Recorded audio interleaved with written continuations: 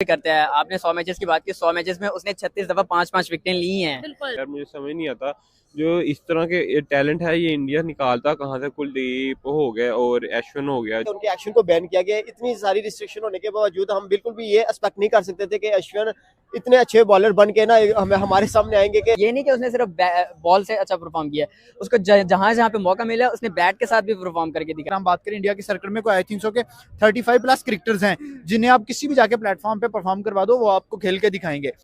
मेहनत करके ही वो ऊपर आए हैं। और बॉलिंग तो अब इंडिया की कमाल, सिराज, बुमराह और शामी जैसे देख रहे हैं ना, इंडिया की टीम को अगर कोई बीट कर सकता है तो वो इंडिया की अपनी टीम होगी। बस ऑल वर्ल्ड में मुझे अगले बंदे को समझ ही नहीं आती, इसीलिए तो उन्होंने 5 से 16 विकेट्स ले लिए हैं। तो ये भी मतलब लेजेंड की जगह तो कोई नहीं ले सकता, लेकिन उसकी खला कहीं ना कहीं पूरी कर सकता है। कहूंगा कि यार ये साइलेंट किलर निकला है, जिस तरह से वो परफॉर्म करता हुआ आ रहा है, मतलब कि फील तक नहीं हुआ, रियलाइज भी नहीं हुआ यार किसी को कि यार वो नंबर 1 पे आ गया। नो डाउट वो टीम इंडिया का वो बूढ़ा शेर है जो टीम इंडिया को मस्ट विन गेम्स में काम आता है। तो हेलो दोस्तों, भारत और इंग्लैंड के बीच खेली गई 5 मैचों की टेस्ट सीरीज जो थी उसमें भारत 4-1 से सीरीज को जीत गया था। इस सीरीज में बेहतरीन प्रदर्शन करने वाले स्पिन गेंदबाज अश्विन को आईसीसी ने बहुत बड़ा इनाम दिया है। आईसीसी की नई रैंकिंग में अश्विन बन गए हैं नंबर 1 बॉलर।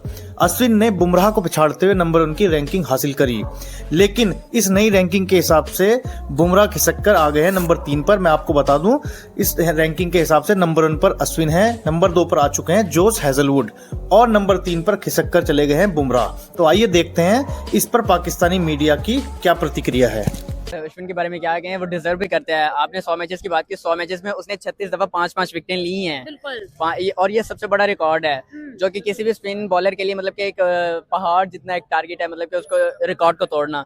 तो भाई वो डिजर्व करता था बंदा, तो वो नंबर 1 पे ऐसे नहीं आया। उसकी बहुत बड़ी एफर्ट्स हैं, उसका काफ़ी लंबा कैरियर है। वो जब से इंडिया के लिए उसने जर्सी पहनी है ना, वो वाइट जर्सी में जब से आया है इंडिया के लिए, जब से परफॉर्म करता आ रहा है, तो उसने हमेशा इंडिया के लिए पॉजिटिव ही मतलब कि वैसे ही परफॉर्म किया। और उसने इंडिया के लिए हमेशा मतलब कि जो इंडिया की जीत में ना अहम किरदार अदा किया है। कि अश्विन जो है वो आप कह लें कि नंबर 1 पोजीशन पर जो है वो आगे दाऊद साहब रैंकिंग में। ये क्या कहानी है जी? देखिए, अश्विन ने दोबारा से नंबर 1 पोजीशन हासिल कर ली है। पहले भी वो नंबर 1 पे ही थे, उनके ही साथी जसप्रीत बुमराह ने नंबर 1 पोजीशन ली थी और वो पहले बॉलर बन गए थे जिन्होंने तीनों फॉर्मेट में टेस्ट, ओडीआई और टी20 में नंबर 1 पोजीशन ले ली थी। और अब रविचंद्रन अश्विन ने अपने ही साथी जसप्रीत बुमराह से दोबारा से नंबर 1 पोजीशन ले लिया और जसप्रीत बुमराह जो है वो नंबर 3 पे चले गए हैं। नंबर 2 पर जोश हेजलवुड आ गए जिनको 2 दर्जे तरक्की मिली है। रविचंद्रन अश्विन मतलब यार बहुत अच्छे बॉलर हैं, ऑफ ब्रेक करते हैं और ये काफ़ी पुराने हैं इंडियन टीम में। दरमियान में ये छोड़ भी गए थे और जब जो इन्होंने अभी कम बैक किया है वर्ल्ड कप में, और वर्ल्ड कप के बाद और इंग्लैंड के खिलाफ भी इन्होंने विकेट्स ली हैं अच्छी खासी। और मुझे लगता है कि इस टाइम पे जो अश्विन है ना, ये वर्ल्ड के सबसे क्लासिक बॉलर हैं। और आप देख भी रही हैं आईसीसी ने भी उन्होंने नंबर 1 करार दे दिया। उसके बाद इंडियन टीम में ना ये जो सर जडेजा के बाद अश्विन भाई कमाल है। अश्विन का कोई मुकाबला ही नहीं है और अश्विन तो भाई कमाल ही है। कई किसी रबाडा का भी डाउनफॉल आया, वो चौथे पे चला गया है, लेकिन अश्विन एक इंडियन गया तो दूसरे इंडियन ने उसकी जगह ले ली।